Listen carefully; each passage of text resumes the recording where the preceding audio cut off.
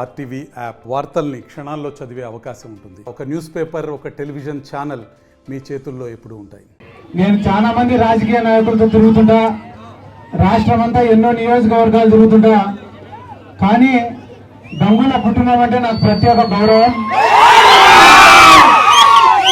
ప్రత్యేక అభిమానం కూడా. ఎందుకంటే రాజకీయ నాయకుడికి ఉండాల్సినటువంటి మొట్టమొదటి లక్షణం, ప్రథమ లక్షణం ఏమిరా అంటే, ప్రజలు ఎవరైనా మన ఇంటి దగ్గరికి వచ్చి ఒక సాయం అడిగినారంటే దాన్ని పరిష్కరించడం. ఎంతో మంది రాజకీయ నాయకుల దగ్గరకు ఒక ఫైల్ పెట్టుకొని పోతే ఏదైనా చూస్తారు, పిఏలకు ఇస్తారు, చేస్తాం లేనంటారు. కానీ ఇటువైపు గంగుల ప్రభాకర్ రెడ్డి అయినా కానీ ఎవరైనా పోయి ఒక ఫైల్ చేతికిచ్చి అన్నా మాకు ఈ పని కావాలంటే అది ఎంఆర్ఓ ఆఫీస్ అయినా సరే, ఆర్డీఓ ఆఫీస్ అయినా సరే, కలెక్టర్ ఆఫీస్ అయినా సరే, చివరికి సీఎం ఆఫీస్ అయినా సరే వెంటబడి మరీ పని చేసే నాయకులు ఈ గంగుల ఫ్యామిలీ. ప్రజలకు అంతగా ఉపయోగపడే కుటుంబం కాబట్టి నాకు ప్రత్యేకమైన గౌరవము, ఒక అభిమానం ఆ కుటుంబం అంటే. ముఖ్యంగా గంగుల నాని అన్న, చాలా మంది నాయకులు మా జిల్లాలో నేను చెప్పకూడదు కానీ నాతో మాట్లాడాలంటే కూడా ఎందుకు లేరో తలనొప్పి అనుకుంటుంటారు. ఏమో ఏ కంపపై ఎట్టగర్చుకుంటారు అని చెప్పి చాలా మటుకు దూరంగా ఉంటారు. కానీ అటువంటి సమయంలో కూడా గంగుల నాని అన్న ఎక్కడ ఉన్నా కూడా ప్రేమగా పలకరిస్తాడు. ఏదైనా కార్యక్రమాలు, వాళ్ళ ఇంట్లో ఫంక్షన్ కానీ ఏదైనా అందరినీ పిలుచుకొని ఉండే కార్యక్రమం ఏదైనా సరే ఖచ్చితంగా నాకు ఆహ్వానం పంపిస్తాడు. ఇన్ని రోజులు ఇంత నియోజకవర్గాలు తిరిగినా కూడా ఎక్కడా దొరకని ప్రేమ నాకు గంగుల నాని అన్న దగ్గర దొరుకుతాడు. ఈ ఇండోర్ స్టేడియం కోసం కూడా నాకు నిద్రలేని రాత్రులు చూపించాడు ఆయన. రాత్రి 10 గంటలకు 11 గంటలకు ఏం సిద్ధార్థ అవుతుందో కదా నా పని అంటే, అన్న కనీసం కట్టాలంటేనే 2-3 నెలలు పట్టే ఓపిక పట్టాలంటే కూడా ఇచ్చేయకుండా అన్ని శాంక్షన్ చేపించి మరీ కంప్లీట్ చేసినాడు. ఇది ఒక్క విషయం అనే కాదన్న, ఒక ఇండోర్ స్టేడియం విషయం అనే కాదు, రైతుల విషయంలో కానీ, కేసీ కెనాల్కు నీళ్లు వదలాలనే విషయంలో కానీ, రైతులకు పంట నష్టం వస్తే కానీ నష్టపరిహారం ఇప్పించాలని కానీ, విద్యార్థులకు సంబంధించిన అంశాలు కానీ, చివరికి టీచర్ల ట్రాన్స్ఫర్లు జరగాలంటే ఒక రాజకీయ నాయకుడికి మహా అంటే 5-10 ట్రాన్స్ఫర్లు చేయించుకున్నారు. కానీ వీళ్ళు మాత్రమే ఒక 50-100 చేయించుకున్నారు. అంటే ఇవన్నీ నేను ఏదో వాళ్ళని పొగడాలని చెప్పడం లే, నా కళ్ళతో నేను చూసిన సంఘటనలు మాత్రమే చెప్తున్నా.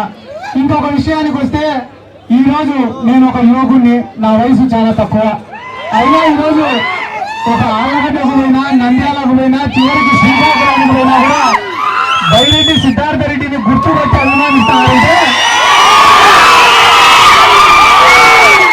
దానికి కారణం మా నాయకుడు, మన నాయకుడు వైఎస్ జగన్మోహన్ రెడ్డి గారు. ఎలక్షన్లకు కేవలం 2 నెలలు ఉన్నాయి, కేవలం 2 months. ఇంకా కాబట్టి ఇంకా మళ్ళా అందరూ సార్ నీ లగాడికి మళ్ళా అందరూ సార్ కొంతమంది కన్నీళ్లు పెట్టుకుంటారు, కొంతమంది కన్నీళ్లు తూడుస్తారు, కొంతమంది ఇంకా ఏమేమి అడుగుతారో నేను చెప్పకూడదు. కానీ ఇదే చివరి అవకాశం అని అడుక్కునే వాళ్ళు ఉంటారు. ఈసారి కానీ మీరు మాకు అవకాశం ఇవ్వకుంటే మేము చచ్చిపోతాం, ఊరు విడిచిపెట్టి పోవాల్సింది అంటారు. కానీ నా యొక్క రిక్వెస్ట్ ఏం మీ అందరికీ అంటే, కానీ యువకులు కూడా ఎక్కువ మంది ఉన్నారు, ఎవరు మనకు మంచి చేస్తారు అని ఆలోచించుకొని ఓటేయాల్సినటువంటి అవసరం ఉంది. ఈసారి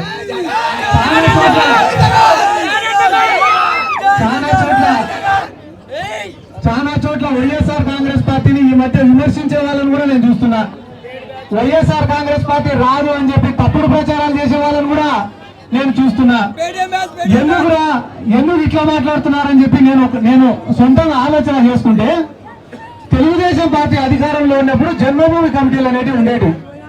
ఎవరైనా కూడా తెలుగుదేశం పార్టీ వాళ్ళ మాట వినలేదనుకో, పెన్షన్ కట్టు, ఎస్సీ కార్పొరేషన్ లోన్ రాదు, బీసీ కార్పొరేషన్ లోన్ రాదు, ఏదైనా ఇంటి పట్టా వస్తే ఇంటి పట్టా క్యాన్సిల్ చేస్తారు, ఇల్లు శాంక్షన్ అయితే ఇల్లు క్యాన్సిల్ చేస్తారు, ఏదైనా ఉద్యోగం ఉంటే ఆ ఉద్యోగం కూడా తీపిస్తారు. కాబట్టి తెలుగుదేశం పార్టీ గురించి ఆ రోజు ఎవరైనా మాట్లాడాలంటే అందరికీ కూడా భయం. కానీ ఈరోజు వైఎస్ఆర్ కాంగ్రెస్ పార్టీని తేలికగా మాట్లాడుతున్నారు. ఎందుకు తేలికగా మాట్లాడుతున్నారంటే, మేము ఎంత ఆపాలనుకున్నా, ఎంత బెదిరించాలని అనుకున్నా జగన్మోహన్ రెడ్డి గారు చేయాలనుకునేటివన్నీ కూడా మీకు చేస్తున్నారు కాబట్టి రేపు వీళ్ళు ఆపాలనుకునే ఆపలేరు లేరా అని చెప్పి చులకనగా మాట్లాడుతున్నారు. మేము కులం చూడడంలా, మతం చూడడంలా, ప్రాంతం చూడడంలా, పార్టీ చూడడంలా.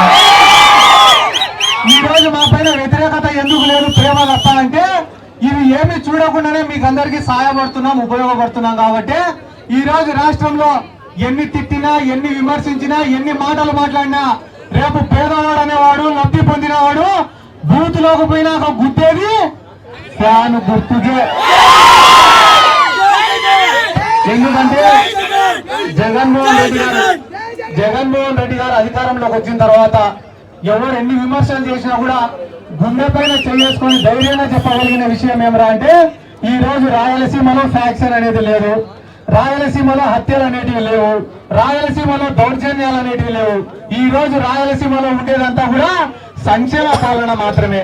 ఈ రోజు ఎన్నో కుటుంబాలున్నా పేదవాడంటే ఎట్లుండాలా అంటే మా ఇంటికాడికి రావాలా, చేతులు కట్టుకొని నిలబడాలా, చెప్పులు వదిలేసి నిలబడాలా, మేము చెప్పింది వినాలా అనేటటువంటి పరిస్థితులు గత పాలకుల్లో ఉన్నాయి. కానీ ఈ రోజు అదే పేదవాడు కాళ్ళు ఎగిరేసి బతుకుతున్నాడంటే, అదే పేదవాడు పిల్లలను చదివించుకుంటున్నాడంటే, అదే పేదవాడు కార్పొరేట్ హాస్పిటల్లో వైద్యం చేయించుకుంటున్నాడంటే దానికి కారణం ఒకే ఒక్క నాయకుడు, అది వైఎస్ జగన్మోహన్ రెడ్డి గారు మాత్రమే.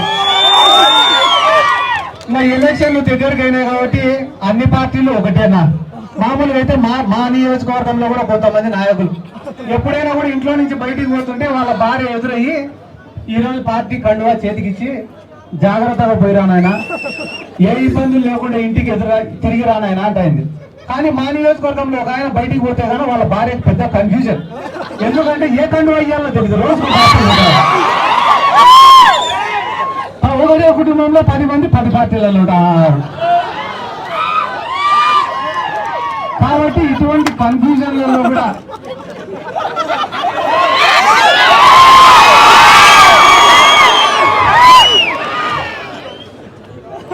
కాబట్టి నేనేం కోరుకునేదంటే గానా జగన్మోహన్ రెడ్డి గారికి మీడియా వల్ల సపోర్ట్ లేదు. జగన్మోహన్ రెడ్డి గారికి మోడీనో కాంగ్రెస్ పార్టీనో ఇంకొకరినో అడుక్కోవాల్సిన అవసరం లేదు. సినిమా వాళ్ళని తెచ్చి క్యాంపెయినింగ్ చేయించుకోవాల్సిన అవసరం లేదు. మన బండికి మనమే ఓనరు, మనమే డ్రైవరు.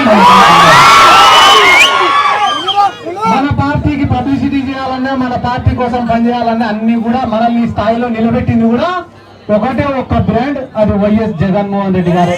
అటువంటి జగన్మోహన్ రెడ్డి గారి కోసం కష్టపడి పని చేయడానికి నాలాంటి యువకులందరూ కూడా సిద్ధంగా ఉన్నారు. ఎందుకంటే ఈ నంద్యాల జిల్లాలో ఉండే తెలుగుదేశం పార్టీ వాళ్ళ గురించి కూడా పెద్దగా ఆలోచించాల్సినటువంటి అవసరం లేదు. ఎందుకంటే ఈ నంద్యాల జిల్లాలో ఉండే మెజారిటీ తెలుగుదేశం పార్టీ నాయకులకు, అంటే 80% మంది తెలుగుదేశం పార్టీ నాయకులకు పొలిటికల్ గా లైఫ్ ఇచ్చింది ఒకటి వైఎస్ రాజశేఖర రెడ్డి గారు, రెండోది వైఎస్ జగన్మోహన్ రెడ్డి గారు. ఎక్కడెక్కడ ఉండే వాళ్ళకందరికీ కూడా తీసుకొని వచ్చి ఆయన ఎమ్మెల్యేలను చేసినాడు, మంత్రులను చేసినాడు, పెద్ద పెద్ద స్థాయిలో కూర్చోబెట్టినాడు. కాబట్టి అటువంటి వాళ్ళు కూడా మా నియోజకవర్గం జోలికి వస్తే జీవిత ఖైదు అంటే లైఫ్ అనుభవించి, మర్డర్ కేసులో లైఫ్ అనుభవించిన వాళ్లకు కూడా క్షమాభిక్ష పెట్టి మళ్ళీ రాజకీయ జీవితం ప్రసాదించింది కూడా వైఎస్ రాజశేఖర రెడ్డి గారు, వైఎస్ కుటుంబం. కాబట్టి రానున్న రోజులలో నేను డైలాగ్ చెప్పినట్టు నన్ను సినిమాలో పంపిస్తాను. ఇప్పటికే చాలా మంది రాజకీయాలలో లేకుండా పంపించాలన్నారు.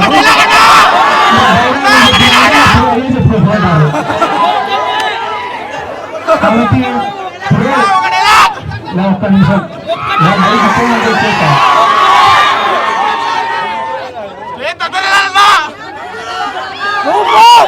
ఒకటి ముఖ్యమైన విషయం ఏమంటే ఆడదాం ఆంధ్ర అనే కార్యక్రమం కూడా దాదాపుగా 120 కోట్లు ఖర్చు పెట్టి ఆడదాం ఆంధ్ర అనే కార్యక్రమం కూడా చేయడం జరిగింది. జగన్మోహన్ రెడ్డి గారు ముఖ్యమంత్రి అయిన తర్వాత ఎవరినైనా ఆలోచించుకోమని చెప్పండి, రాజకీయ నాయకుడు అనేవాడు ఎట్లుంటారా అంటే కేవలం ఎలక్షన్ల ముందరనే ప్రజల్లోకి వస్తాడు, ఎలక్షన్లు అయిపోయిన తర్వాత కనపడాడు అనే ఒక అపోహ ఉండేది, ప్రజలకు అందరికి కూడా ఒక అభిప్రాయం ఉండేది. కానీ జగన్మోహన్ రెడ్డి గారు ముఖ్యమంత్రి అయిన తర్వాత గడప గడప మన ప్రభుత్వం అని చెప్పి ప్రజల్లోనే, జగనన్న సురక్ష అని చెప్పి ప్రజల్లోనే, జగనన్న ఆరోగ్య సురక్ష అని చెప్పి ప్రజల్లోనే, వై ఏపీ నీడ్స్ జగన్ అని చెప్పి ప్రజల్లోనే, జగనన్నే మా భవిష్యత్తు అని చెప్పి ప్రజల్లోనే, ఇప్పుడు ఆడదాం ఆంధ్ర అని చెప్పి ప్రజల్లోనే, రేపు మేనిఫెస్టో తీసుకొని మళ్ళీ ప్రజల్లోనే. 24 గంటలు ఆఫీసులో అన్న ఉండాలా లేదా ప్రజల్లోనే ఉండాలా, లేకుంటే కానీ ఏం లేదు టికెట్ ఉండదు ఎత్తుకోవాల్సింది. ఏముంది లేదు జగన్మోహన్ రెడ్డి చూడటం లేదంటే ఏం లేదు సరిగుట్టేసుకొని పడుకోవడం ఏం లేదు. అంటే అంటే మళ్ళా ఒక్కొక్కరి పైన ఒకరు అనుకుంటారు 10 సర్వేలు పెట్టాడు మా సార్, ఏం పట్టించుకోవడం లేదు అనుకుంటే పాపం ఇప్పటికే చాలా మంది ట్రాన్స్ఫర్ అయినారు, లేకుంటే ఉద్యోగాలైనా పోయినాయి. కాబట్టి జగన్మోహన్ రెడ్డి గారు అంత ఖచ్చితంగా ఉన్నాడు. ఆయన చెప్పిన మాట అంతా ఒక్కటే, మాకందరికీ చెప్పిన మాట అంతా ఒకటే. అధికారంలోకి వచ్చిన మొదటి రోజు నుంచి నేను పనులు చేసిన, సంక్షేమ పథకాలు అనేటివి అమలు చేసిన, ఓట్లు అనేటివి నేను కట్టబట్టి పెట్టిన. మీరు చేయాల్సిన పని అంతా నేను కట్టగట్టి పెట్టిన ఓట్లను బూతులోకి తీసుకొని పోయి ఏపీయండి. అంటే ప్రజలకు మనం చేసిన పనులు ఏంటి అనేటివి వివరించి చెప్పండి అంటున్నాడు. ఇంకొక 10 రోజులే అన్న, 10 రోజులు అయిపోయిన తర్వాత జగన్మోహన్ రెడ్డి గారు మేనిఫెస్టో ప్రవేశపెడతాడు. ఆ మేనిఫెస్టోలో రైతు రుణమాఫీ పెడతాడా, లేకుంటే అమ్మఒడి ఇస్తా అని చెప్తాడా, ఇంకో ఎంతమంది ఉంటే అంతమందికి పెన్షన్లు ఇస్తా అని చెప్తాడా, లేకుంటే గానా రైతు పెట్టుబడి కింద 20,000 రూపాయలు ఇస్తా అని చెప్తాడా, ఏం చెప్తాడో, సిలిండర్ల పైన సబ్సిడీ ఇస్తా అంటాడా, లేకుంటే గానా ఉచితంగా సిలిండర్లు ఇస్తా అని చెప్తాడా, లేకుంటే గానా అందరూ బస్సు అడిగితే ఇబ్బంది కానీ చెప్తా ఇట్లా ఏం చెప్తాడనేది తెలియదు. కానీ ఒక మంచి మేనిఫెస్టోతో ఇంకో 10 రోజుల్లో మన ముందుకు రాబోతున్నాడు. ఒక పక్కన జగన్మోహన్ రెడ్డి గారు చెప్పిన మేనిఫెస్టో, ఒక పక్కన చంద్రబాబు నాయుడు గారు మేనిఫెస్టో, రెండు ముందు పెడితే గానా అదో ఆమె చిన్న పిల్లోని ఎత్తుకుని చూడు, ఆ పిల్లోని వదిలిపెట్టే కూడా వచ్చి జగన్మోహన్ రెడ్డి మేనిఫెస్టోలే పట్టుకుంటారు తప్ప చంద్రబాబు ఎందుకంటే జగన్మోహన్ రెడ్డి గారు అంత నమ్మకాన్ని నిరూపించుకున్నాడు, సాధించుకున్నాడు ప్రజల్లో. చంద్రబాబు నాయుడు గురించి ఎవరు నేను చెప్తా, ఎవరు చెప్పినా ఆయన 3 మాటలు మాట్లాడితే 2 అబద్ధాలు ఒక సుల్లా, 3 మాట్లాడితే 2 అబద్ధాలు ఒక సుల్లా. కాబట్టి దాని గురించి మనం పెద్దగా ఆలోచించాల్సినటువంటి అవసరం లేదు. రానున్న రోజుల్లో మళ్ళా జగన్ గారు మాకందరికీ చెప్పిన మాటనే, విజయానికి షార్ట్ కట్లు అనేటివి ఉండవు, విజయానికి షార్ట్ కట్లు అనేటివి ఉండవు, కష్టపడితేనే విజయం సాధిస్తాం. కాబట్టి ఇక్కడ ఉన్న ప్రజలకు, యువకులకు కూడా నా యొక్క విజ్ఞప్తి ఏమరా అంటే, గంగుల కుటుంబం, ప్రభాకర్ రెడ్డి అన్న గారు పెద్దవాళ్ళు కానీ, నాని అన్న కానీ, ఇటువంటి మంచి వ్యక్తులకు ఎల్లప్పుడూ మీలాంటి వాళ్ళ ఆశీర్వాదం ఉండాలా, అభిమానం ఉండాలని చెప్పి ఈ సందర్భంగా నేను తెలియజేస్తున్నాను. మరిన్ని వీడియోస్ కోసం ఛానల్ ని సబ్స్క్రైబ్ చేయండి, లేటెస్ట్ అప్డేట్స్ కోసం వాట్సాప్ ఛానల్ ని ఫాలో చేయండి, అండ్ లింక్ డిస్క్రిప్షన్ లో ఉంది.